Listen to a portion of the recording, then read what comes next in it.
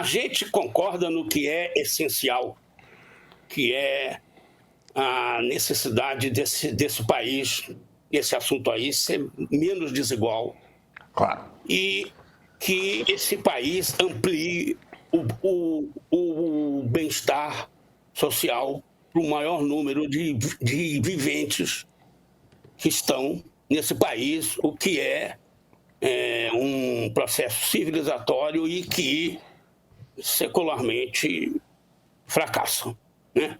Essa questão da coisa tributária entrando na discussão política cotidiana é muito, muito interessante e muito, muito importante.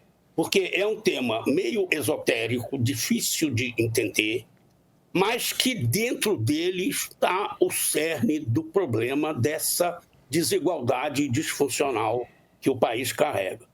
Eu estou cansado, Pedro, eu até tenho vergonha de tantas vezes que eu já escrevi e falei que o sistema tributário de um país é a impressão digital dessa sociedade.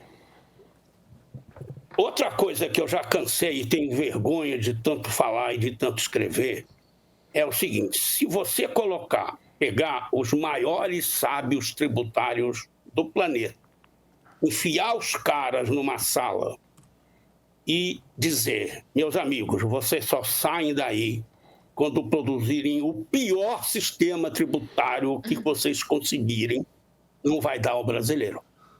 O brasileiro é pior do que os sábios tributaristas conseguiriam fazer. Então, eu, temendo ser tido como radical e até de esquerda radical, coisa que eu não sou, você sabe, você me conhece, e o público que me lê direito, com cuidado, sabe disso, né? Eu vou te dizer o seguinte: não deve ser nós contra eles, mas eles contra nós. Porque eles, a elite, os de renda muito mais alta, o 0,1% desse país, pelo formato do sistema tributário, que escandalosamente taxa mais quem pode contribuir menos, né? Por esse formato e pelas características de péssima distribuição de renda, de desigualdade, de concentração de renda desse país, que é o infortúnio maior desse país, que impede que ele cresça sustentadamente, tá? Prova que é eles contra nós. Contra nós. E aonde que isso se estabelece? Para terminar, e aí eu estou pondo a discussão, né? Estou provocando, como o jornalista deve fazer. Aonde que isso foi formado? Aonde que essa coisa foi emoldurada? Tirando os períodos, que não foram poucos, de ditadura, foi no Congresso. Quem formatou esse sistema tributário absurdo? Quem concedeu os tais gastos tributários, ou seja, isenções, abatimentos, etc. e tal, que somam no total das 3 esferas de governo hoje 800 bilhões de reais, 7% do PIB, um negócio inconcebível. Tá certo? Tem coisas lá que são justas, mas a maior parte é privilégio, sendo que algumas estão inseridas na Constituição. Como é que a Zona Franca de Manaus, as isenções para a Zona Franca, vai parar na Constituição? Qual é a razão desse tipo? E quem fez isso? Quem botou lá dentro? Foi o Congresso. Foi o Congresso. Então, o Congresso tem sido, infelizmente, porque ele é eleito pelo povo, ele é a representação do que as pessoas conseguem entender como a função da política. O Congresso realmente da mamata. O Congresso não se importa. É tudo isso que apareceu nessa campanha agora, que você mesmo mostrou aí com dados, está meio que funcionando.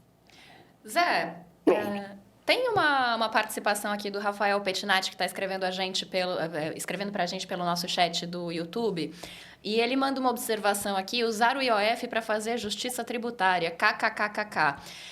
Eu queria saber a sua opinião sobre isso, sobre essa medida do governo especificamente, e também saber se você acha que, a partir dessa mudança de tom, a gente ainda está falando só sobre o IOF, porque me parece que o governo atirou no IOF inicialmente, mas com a resposta do governo, com a reação do Congresso, aliás, ele está olhando agora para outras pautas que ele não estava atacando com tanta ênfase antes e pode passar a atacar agora, como, por exemplo, a taxação das grandes fortunas, dos bilionários, enfim.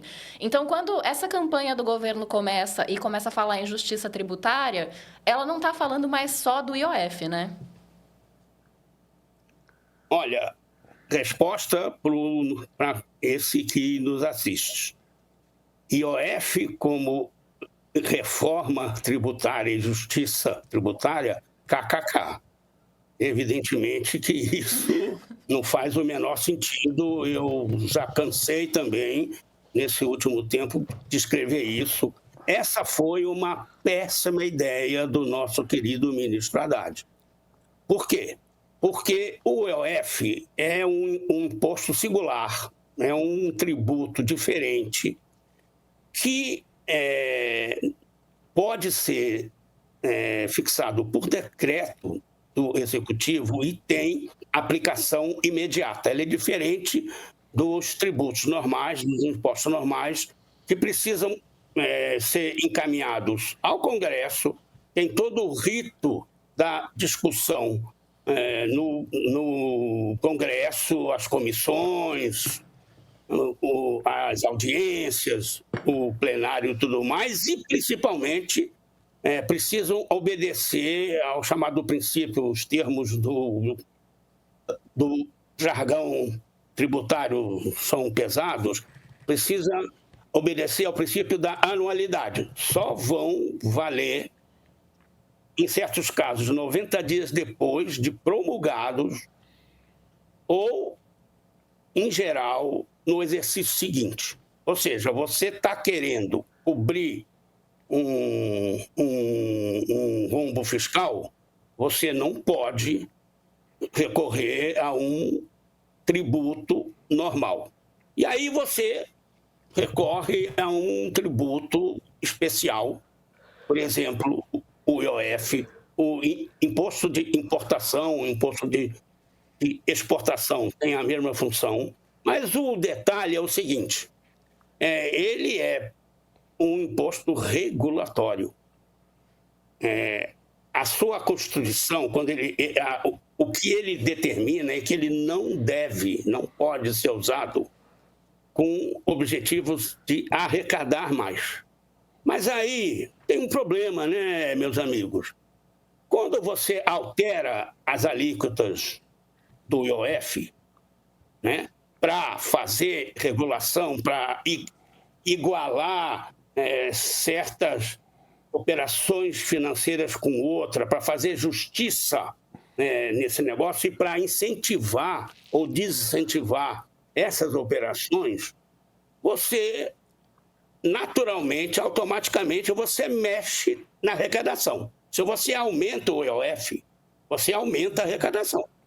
Se você reduz o IOF, e há casos de redução de IOF, por exemplo, em 1999, janeiro, começo do ano, quando teve aquela crise cambial gigantesca, criada pelo nosso querido Gustavinho Franco, porque queria segurar a inflação na entrada na primeira vigência do Plano Real, e aí botou uma âncora cambial que arrasou no tempo com as reservas cambiárias brasileiras, deu uma crise monstro. Veio o Armínio, botou os juros em 45% e coisa e tal, naquele momento, o IOF foi usado, reduziram-se as alíquotas do IOF para trazer grana externa, porque ela estava indo embora. Então, também tem esse negócio. Mas, enfim, o importante é que ela mexeu na alíquota, mexeu na arrecadação. E aí, quem é que vai dizer que a intenção de quem mexeu foi regular ou foi arrecadar? Nós não estamos conversando sobre Israel e Palestina. Nos dividimos em grupos, cada um do seu lado, xingando o outro. Pois é sempre assim nas redes sociais. Usamos palavras fortes, tratamos o lado do qual não gostamos com a pior gente que existe. Às vezes fazemos parecer que esse conflito nasceu no 7 de outubro de 2023, ou em 1967, ou mesmo em 1948, e é muito mais antigo do que isso. Eu tive por 10 dias em Israel em fevereiro desse ano. Conversei com políticos árabes e judeus, ativistas árabes e judeus, com gente nas ruas. Fui do norte ao sul do país. Ao voltar para o Brasil, mergulhei nos livros. O resultado desse trabalho ficou pronto agora. No próximo dia 10 de julho, estreiam no streaming do Meio 3 episódios especiais do Ponto de Partida da série. Tá lá a história e também a política. No todo, no conjunto, os 3 filmes são um clamor pela paz, uma defesa da solução de 2 estados, um para cada povo. Não há outra solução que não essa. Você quer entender o que acontece naquele canto do mundo, numa versão sem heróis ou vilões? Assina o Meio Premium, baixa nosso app. No dia 10, na sua televisão, no seu celular, tablet ou computador, vai estar lá.